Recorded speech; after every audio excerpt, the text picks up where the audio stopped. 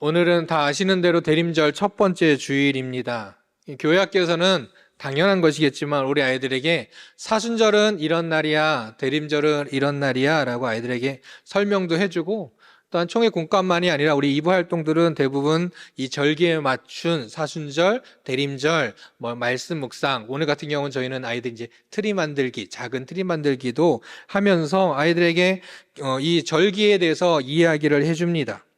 그래도 우리 아이들은 또 대림절이 무슨 날이야 물어보면 뭐라고 할까요? 아무 말이 없지요. 네. 매년 이야기해도 아이들은 또 매년 듣습니다. 어찌됐든 그렇게 얘기해주고 아이들이 또 듣는 시간도 감사하지 않겠습니까? 지난주에 다음 주부터는 대림절이야 그러면서 얘들아 대림절이 무슨 날인지 알아? 라고 이야기를 했거든요.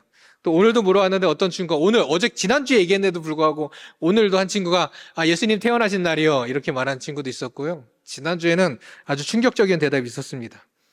야, 대림절이 무슨 날이야? 근데 요즘은 아시나요?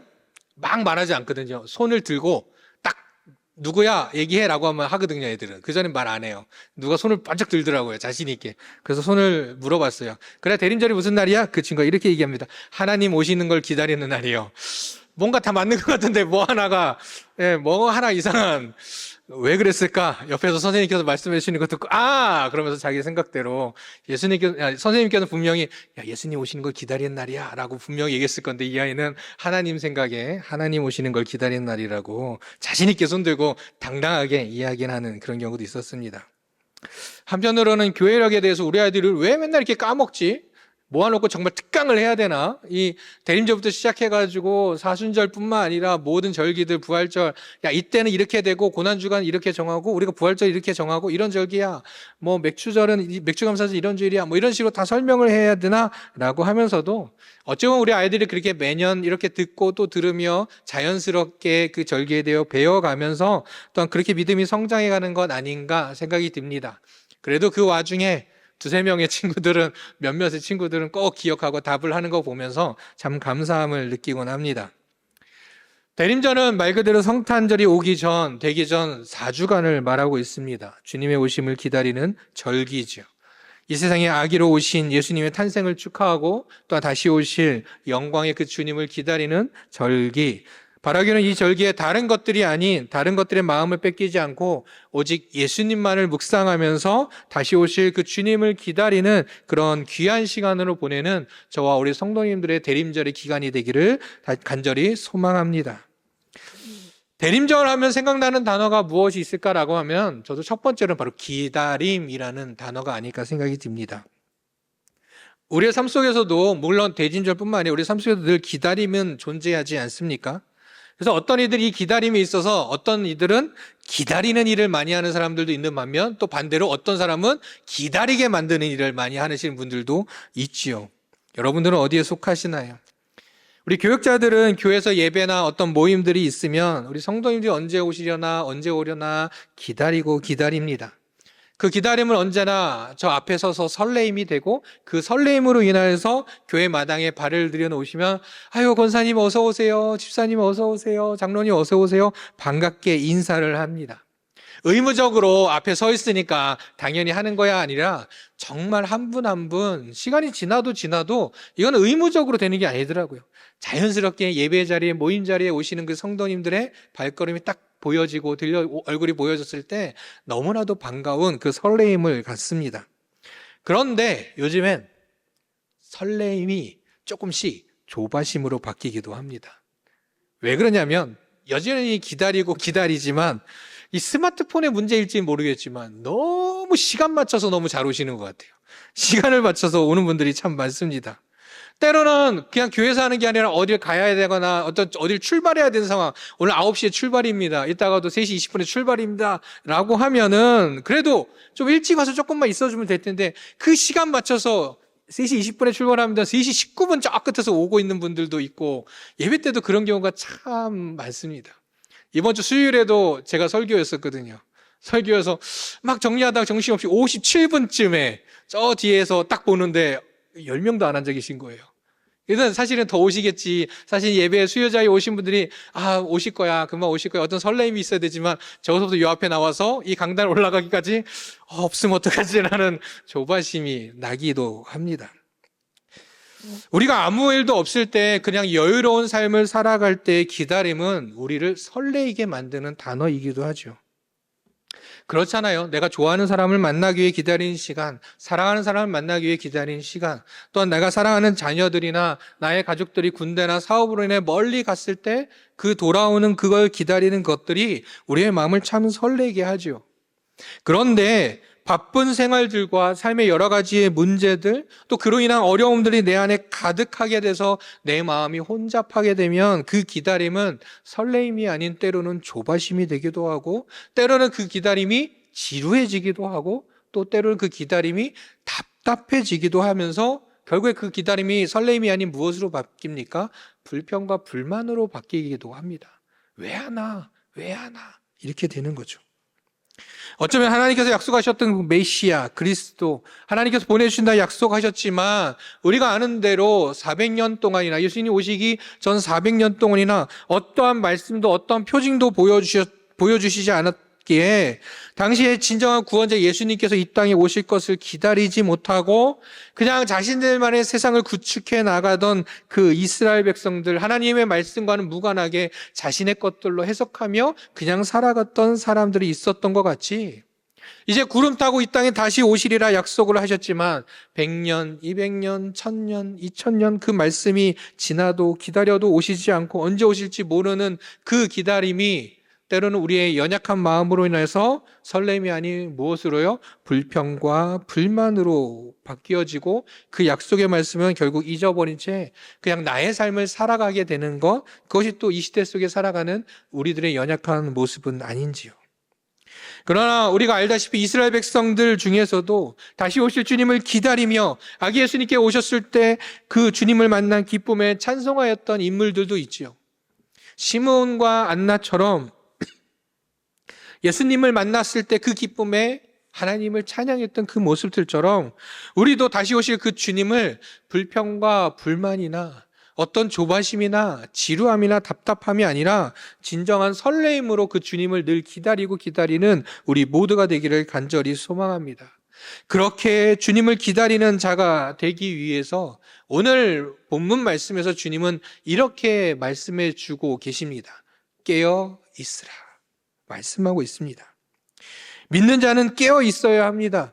깨어서 기다려야 합니다. 오늘 말씀을 통해서 다시금 잠자던 영혼들이 있다면 깨어나고 그 기다림이 조바심과 지루하고 답답한 불평불만의 마음들이 아닌 설레이는 마음으로 주님을 온전히 기다리는 이 대림절의 기간들, 오늘 말씀을 통해서 우리 안에 다시금 믿음으로 결단하고 고백하는 귀한 시간, 그로 인하여서 주님의 위로와 평강이 가득 넘쳐나는 이 시간 우리 성도님들이 다 되시기를 주님의 이름으로 축복합니다.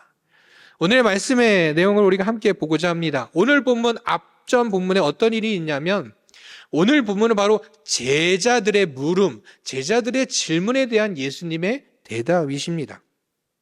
그 전에 어떤 일이 있었냐면 이런 일이 있었죠.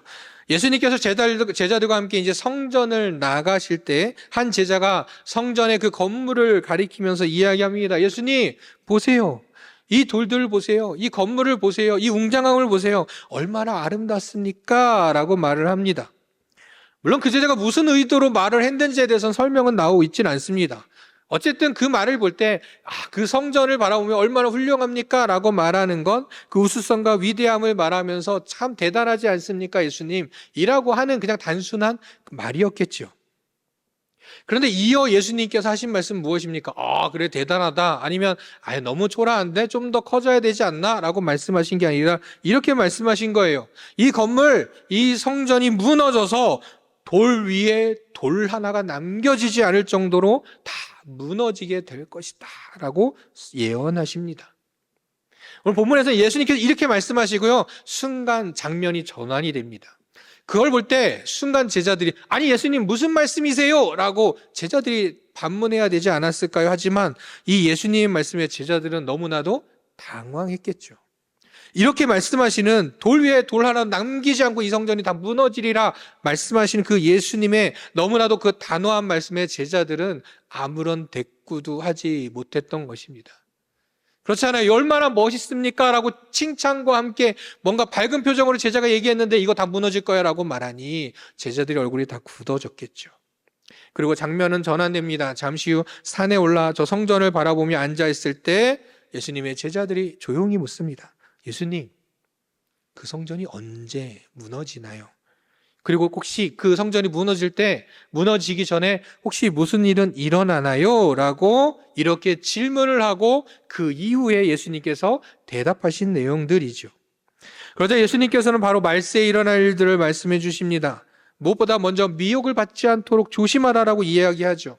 자신이 그리스도다, 내가 그리스도라고 말하면서 미혹하는 자들이 많이 일어나게 될 것인데 그러니 너희들은 조심해야 된다. 또한 세상은 난리가 날 것이고 그 소문이 계속 퍼져만 가고 그래서 민족과 민족이 나라와 나라가 대적하고 그것으로 그치는 것이 아니라 자연재해, 지진과 기근도 일어나게 되고 수많은 환란들이 오게 될 것이다 라면서 그 성전이 그 멸망이 되어지기 전 징조를 설명해 주십니다. 그러면서 오늘 28절에 무화과나무 이야기를 하십니다. 무슨 이야기입니까? 무화과나무가 그 가지가 연하여지고 초록색 잎사귀를 내기 시작하면 우린 자연스럽게 여름이 가까이 오는구나 라고 생각하듯이 이러한 징조들을 기억하고 이것을 보게 될 때 인자가 문 앞에 이른 줄을 주님께서 곧 다시 오실 것을 너희들은 꼭 기억하라 라고 말씀해 주고 있는 것입니다. 우리가 다시 오실 주님을 깨어 기다리면 우리는 주님의 말씀대로 이 시대를 분명히 바라볼 수 있어야 한다는 것이죠. 이 시대를 결코 우리가 살아가는 시대를 결코 그냥 무시하며 나와 상관없는 것이라 여기며 살아가는 것이 아니라 다시 오실 주님을 온전히 기대하며 깨어 있을 때 이 시대에 어떠한 일들이 일어나는지 우리는 세심히 바라보고 관찰해야 한다는 것입니다. 세상은 언제나 그렇듯 종말에 대하여 여전히 언제나 신경이 곤두서 있습니다. 오늘 하나님 말씀에 보면 이렇게 될 것이 이렇게 될 것이다 라고 말하면 지금 진짜 그런 것 같아 라고 말하지만 이전에도 그랬고 계속 그래 왔습니다. 왜요? 세상은 무엇에 관심이 많아요? 종말에 대해서 관심이 많거든요. 이 지구는 무엇으로 멸망하게 될지 사람들은 끊임없이 이야기합니다. 언제는요 핵폭탄으로 해서 다 멸망할 거야 라고 말하는 사람도 있습니다. 아니야, 지진으로 다 멸망하게 될 거야, 화산이다 말하는 사람도 있고 운석이 떨어질 거라고 말하는 사람도 있습니다. 몇 년 전에 이 코로나 때문에 바이러스로 인해서 지구는 멸망하게 될 거야 라고 말하는 사람도 있습니다. 그런 다양한 이야기들이 계속 나옵니다.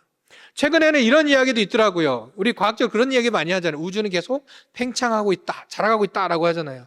그것이 언젠가 한계에 도달할 거고 한계에 도달하면 반대로 수축해가 돼서 우리가 말하는 그 빅뱅이라고 말하는 그 한 점으로 또 모이게 돼서 또다시 우주는 또다시 태어나게 될 거다라고 말하는 사람들도 있습니다. 이런 이야기를 믿고 안 믿고를 떠나서 이야기하고 싶은 건 어쨌든 사람들은 종말에 대해서 관심이 많고 어찌됐든 이 종말을 알고 싶어 한다는 것이죠. 그러다 보니까 무슨 일이 있습니까? 운석으로 해서 지구가 멸망할지도 몰라라는 사람이 무슨 생각을 합니까?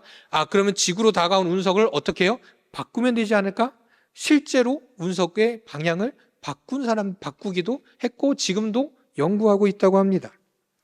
이런 일도 있죠. 오존층의 대한 이야기들이 참 많이 나왔잖아요. 오존층의 구멍이 커지게 되면서 날씨의 문제뿐만 아니라 생태계, 사람뿐만 아니라 동식물들도 어찌 보면 다 죽어갈지도 모르고 그 안에 악영향을 미치게 돼서 생태계가 파괴될 거야 라고 말했던 게 얼마 되지 않았던 것 같습니다.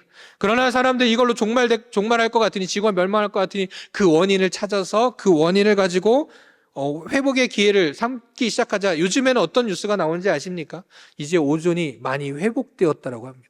오존의 문제는 더 이상 우리 앞에 놓여진 문제가 또 아니라는 것이죠. 기후의 위기의 상황이 놓여져 있을 때 사람들은 또 연구합니다. 그러더니 그 원인이 탄소라는 걸 알게 되고 그 다음 무엇을 합니까? 탄소를 줄여야겠구나. 그러면서 탄소 배출을 줄이는 방법을 또 찾고 있습니다. 무슨 말입니까? 종말이라는 이 키워드 앞에서 사람들은 위기의식을 느끼고 그것을 이겨내기 위해서 사람들의 삶의 방식들을 또 바꾸어가며 합의하며 그렇게 종말을 막고 살아간다는 것이죠. 그렇다면 주님 다시 오시는 그날, 단순히 지구의 종말, 우주의 멸망을 말하는 것이 아닌 우리 주님께서 다시 오시는 그날을 기다리는 우리들은 이 시대 가운데 어떻게 살아가야 할까요? 바로 깨어있으라 말씀하신 그 주님의 말씀대로 깨어서 이 시대를 영적인 눈으로 바라볼 수 있는 우리가 되어야 한다는 것입니다.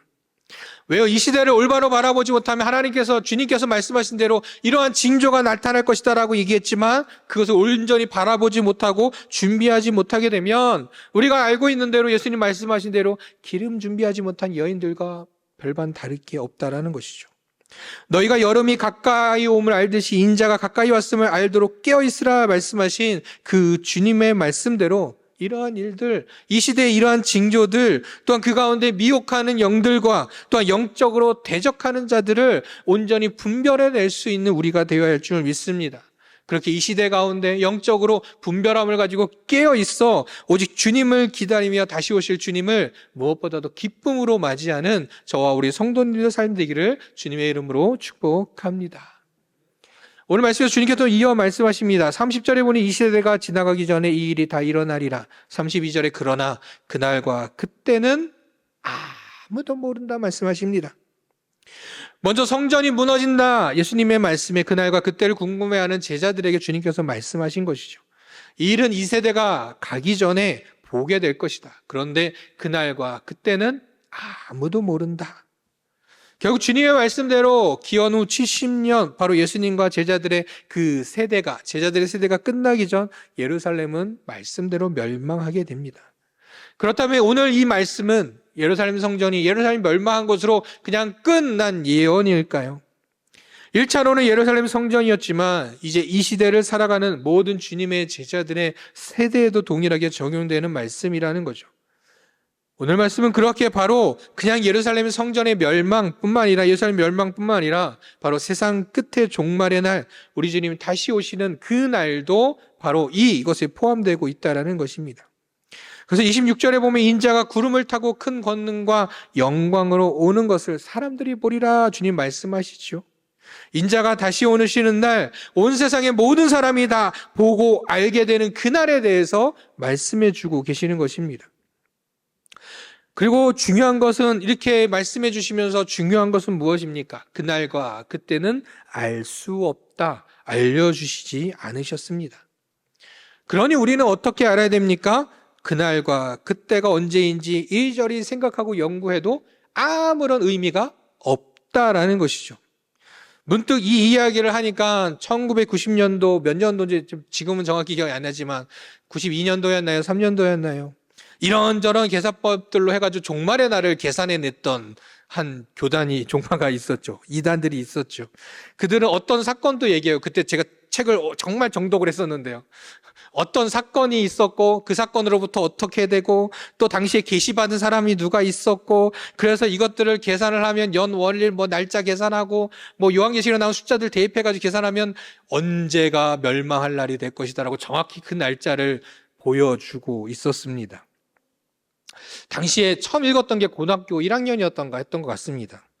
부족한 저였을지 모르겠지만 책을 한 장 한 장 읽으면서 계산이 잘 맞는데?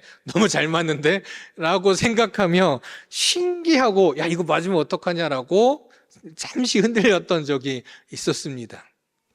그러나 분명한 것은 무엇입니까? 주님께서는 너무나도 분명하게 그날과 그때에 대해서 어떻게 말씀하셨어요? 알 수 없다 말씀하십니다.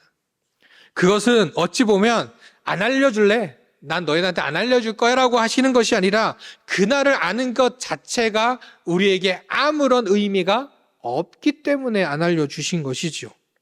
생각해 보시기 바랍니다. 만약 특정한 날짜가 정해져 있다라고 생각해 보면 어떠겠습니까? 굳이 무엇보다 오늘 말씀대로 하나님 말씀대로 주님 말씀대로 굳이 깨어서 살 필요가 없지 않겠습니까? 다시 오실 그 예수님을 기다리는 것이 아니라 만약 그날과 그때를 안다면 멋대로 사는 것이 우리들의 삶 아니겠습니까? 왜요? 그날 가까이 오면 그때 가서 열심히 살면 되는 거 아니겠습니까? 그때에 맞춰서 그날 맞춰서 재림을 준비하면 되지. 만약 2024년 12월 30일이면 한 일주일 정도 납두고 열심히 살면 되지. 열심히 기도하고 다 내려놓고 살면 되지. 그렇게 하지 않겠습니까? 그러나 그러한 삶은 항상 영적으로 깨어 준비하는 삶이 될 수 없다라는 거죠. 그러한 삶을 주님께서 원하시지 않기에 그날과 그때를 알려주시지 않은 것입니다. 이 말씀들을 하며 이 말씀을 나누다 보면 빠지지 않는 거 이야기들이 목사님들 설교할 때 꼭 그거죠. 5분 대기조. 군대에 있었던 이야기 5분 대기조 얘기입니다. 아시는 대로 군대에서는 만일의 경우를 대비하기 위해서 먼저 초동 조치, 처음에 어떻게 조치를 하는지를 위해서 몇 사람들로 구성해서 운영하는 5분 대기조라는 게 존재합니다.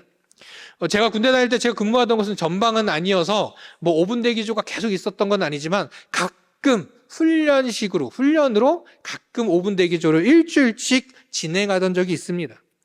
5분 대기조라면 일주일 동안 어떻게 했냐면 군복을 벗질 않거든요. 어떨 때는 군화도 안 벗고 잡니다. 그러니까 씻기는 하되 샤워는 일주일 동안 할 생각도 못하는 게 바로 이 5분 대기조라는 것이죠.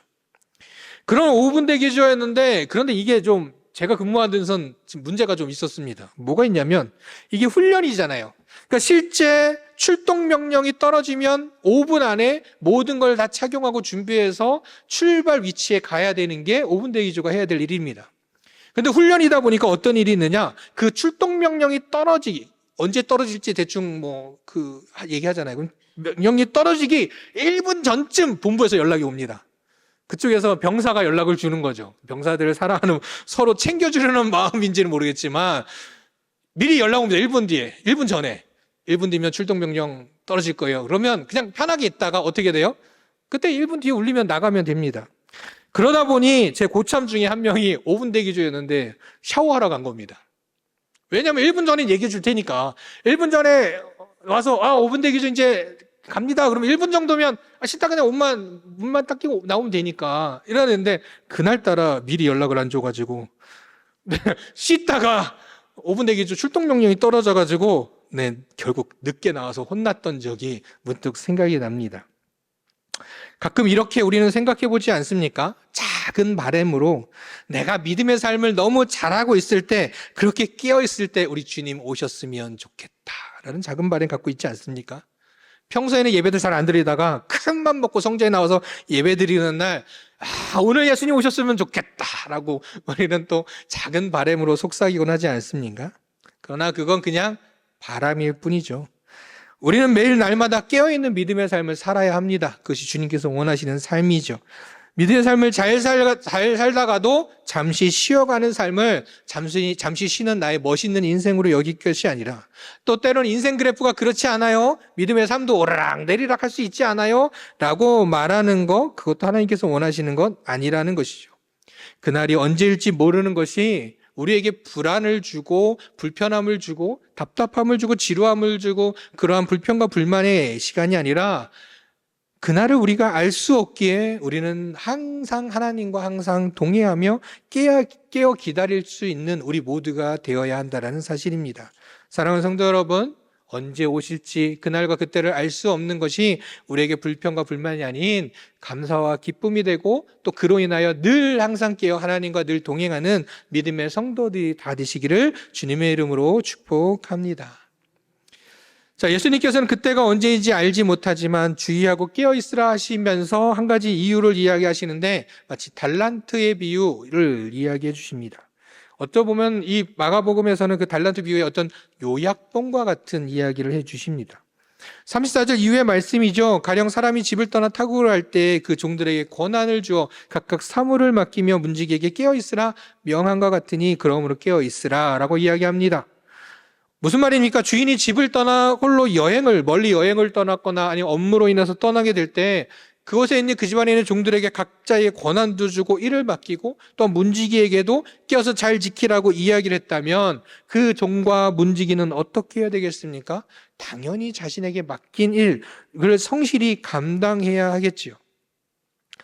달란트 비유에 등장했던 종들과 같이 말입니다. 하지만 그곳에 한 사람이 있었죠. 누굽니까? 한 달란트 받았던 종은 어떻게 합니까? 주인이 맡긴 한 달란트가 있었음에도 불구하고, 주인이 준 권한과 맡겨진 일이 있었음에도 불구하고 그것을 땅에 달란트를 묻어둔 채 그냥 결국 주인이 올 때까지 아무것도 하지 않고 있었던 것이죠. 그래서 그에게 어떻게 이해합니까? 악하고 게으른 종이다. 구중받고 바깥 어두운 데로 내어 쫓기는 자가 될 것이다 라고 이야기합니다. 이 말씀은 우리에게도 동일하게 적용되어집니다. 부활하신 후 승천하신 주님께서 내가 다시 오시리라 말씀하셨을 때 바로 우리에게, 우리 교회와 성도들에게 권한과 또한 사명을 주셨다라는 것이죠. 그래서 다시 오실 때까지 주님께서는 우리가 사명에 충성을 다하기를 원하신다는 사실입니다. 주님께서는 우리 각자에게 사명을 주셨습니다. 또한 사명을 감당할 수 있도록 각 사람의 형편과 처지에 알맞게 달란트도 허락해 주셨습니다. 그 중에서도 우리 모두에게 동일하게 주신 사명이 있다면 그 사명은 무엇입니까? 바로 복음을 전하는 것, 그리고 사랑의 마음으로 나눔으로 봉사하는 삶입니다. 물론 영적으로 깨어있는 것으로 나의 경건 생활에 열심히 하는 것도 틀린 것은 아니죠. 나의 믿음의 삶, 열심히 기도하며 살아가는 삶도 어찌 보면 영적으로 깨어있는 삶이라 할 수도 있습니다. 그러나 행함이 없는 믿음은 죽은 것이라 말씀하신 것 같이 우리에게 주어진 사명, 최소한의 이 복음 전파와 봉사의 사명을 감당하지 않는다면, 그것에 최선을 다하지 않는다면 결국 한 달란트 받았던 종과 다름없이 아무것도 하지 않는 깨어있는 자가 아닌 잠자는 영혼일 수밖에 없다라는 것입니다. 사랑하는 성도 여러분, 12월이 되면 이제 다시 새롭게 시작되는 한 해를 기대하면서 나에게 맡기신 그 사명을 생각해보고, 또한 내가 놓쳤던 사명은 없는가 점검하고 다시 이 사명에 충성을 다하겠습니다라고 결단하는 시기입니다. 그러나 혹은 간혹 한 달한테 받았던 종과 같이 살고 싶다며 잠시 맡겨진 사명을 땅속에 묻어볼까 생각하는 이들이 일어나는 시기이기도 합니다. 물론 이런저러한 이유들이 각자에게 있겠지요. 그런데 과연 그것이 다시 오실 주님을 기다리며 깨어있는 자의 마음일지 우리는 다시금 생각해 보아야 합니다. 오늘 36절의 말씀 보니 그가 호련히 와서 너희가 자는 것을 보지 않도록 하라. 열심히 일하다가도, 물론 그럴 수 있죠. 열심히 일하다가도 너무나 수고하여 이제 잠시 좀 쉬어야겠다라고 생각하며 누웠는데 주인이 왔다면 어떻겠습니까? 물론 여기서 말하는 자는 그냥 그러한 사람을 말하는 것은 아니겠지만, 어찌됐든 너무 수고하다 잠시 잠들었을 때, 그때 주인이 왔다면 물론 나의 수고를 알아주긴 하겠지만 뭔가 맡겨진 일을 잠시 미루었던 것처럼 주인 앞에 민망하고 부끄럽지는 않겠습니까? 언제 오실지 모를 주님께서 이때 오셔서 잠자는 나를 보시지 않도록, 그렇다고 해서 우리의 믿음이 예수님을 나의 주님으로 창조주 하나님 부인하는 삶을 말하는 것은 아닙니다. 다만 그냥 잠자는 나로 인하여 내 모습이 주님 앞에 서기에 부끄럽지 않도록 우리는 늘 깨어 나아가야 할 줄로 믿습니다.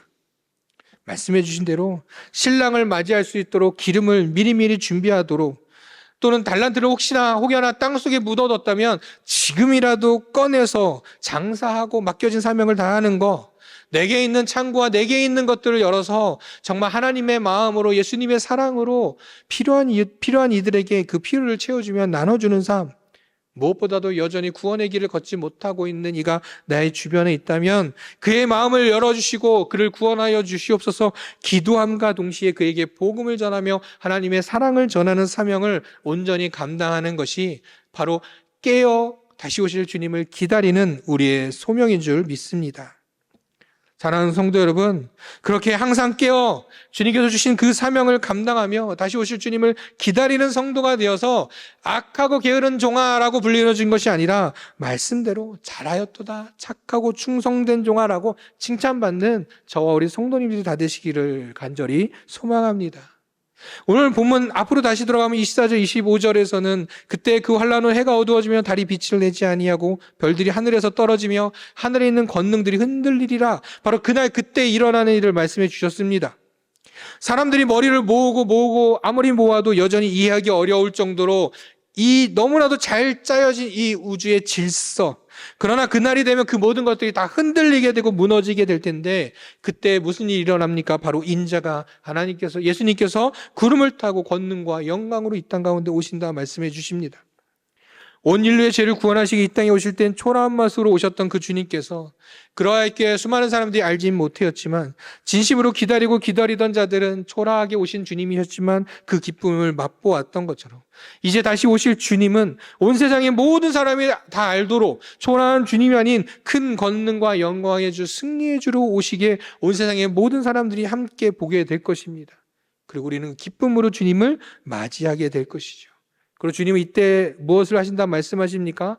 주님께서는 천사들을 보내어 택하신 자들을 모으시리라, 온전한 구원의 길로, 구원의 자리로 우리를 인도하여 주시리라 말씀해 주십니다. 사랑하는 성도 여러분, 세상 끝날에 온 우주가 흔들릴 것이고 세상의 모든 사람들은 이것으로 인해 두려움에 떨게 될 것입니다. 그리고 세상의 모든 사람들은 곧이어 예수님께서 이 땅에 오시는 것을 보게 될 것입니다. 그리고 이때 주님께서 택하신 자들은 그 주님을 기다렸기에 처음에는 그 우주가 흔들리는 이 세상이 무너지는 것을 보며 두려운 마음이 있었을지 모르지만 다시 오신 주님을 보고 기쁨의 눈물을 흘리게 될 것입니다. 그러나 주님께 택함받지 못한 자들, 주님을 여전히 믿지 않고 의지하지 못했던 자들은 그 두려움이 여전할 것이죠. 주님은 반드시 오십니다. 천지는 없어지나 내 말은 없어지지 않으리라 말씀하신 것처럼 영원하신 주님께서 그 말씀 그대로 이루시며 다시 오십니다. 연말과 새해가 이어진 이때에 우리는 다시 오실 예수님을 기다리는 온전한 믿음, 마라나타 아멘 주 예수여 어서 오시옵소서라는 그 믿음으로 고백하며 살아가는 우리 모두가 되기를 간절히 소망합니다. 그래서 오늘 주님의 말씀처럼 항상 깨어 주님과 늘 동행하며 세상을 바라볼 때 세상을 분별해낼 수 있는 눈을 가지고 세상의 것들에 미혹되거나 빼앗기지 않고 무엇보다도 우리 각자에게 맡겨진 사명에 충성하며 그로 인해 하나님께 칭찬받고 기쁨이 되고 그로 인하여 우리의 삶이 하나님께 영광이 되며 오직 주님을 나타내는 삶, 그러한 삶이 되는 저와 우리 성도님들 삶 되시기를 주님의 이름으로 축복합니다. 말씀대로 깨어있는 우리 모두가 되기를 간절히 소망합니다. 기도하겠습니다. 은혜로우신 하나님 아버지, 거룩한 대림절에 승리의 주로 다시 오실 그 예수 그리스도를 깨어 기다릴 수 있는 마음을 저희들에게 허락해 주시니 감사합니다. 말씀대로 깨어 시대를 분별하고 소망의 눈을 가지고 맡겨진 사명을 충성되게 감당할 수 있는 저희가 되게 하여 주시옵소서. 그래서 어두워져가는 이 세상에서 오직 주님의 빛을 비추이며 하나님의 나라를 이루어가고 주의 나라를 회복해 하는데 온전히 쓰임받는 한 사람 한 사람 되게 하여 주시옵소서. 메시아를 기다린 끝에 만나 기쁨이 가득하였던 시므온과 안나처럼 저희도 다시 오실 주님을 기다리며 기쁨으로 나아가는 이 대림절 기간 되게 하여 주시옵소서. 소망의 주 예수 그리스도의 이름으로 기도드립니다. 아멘.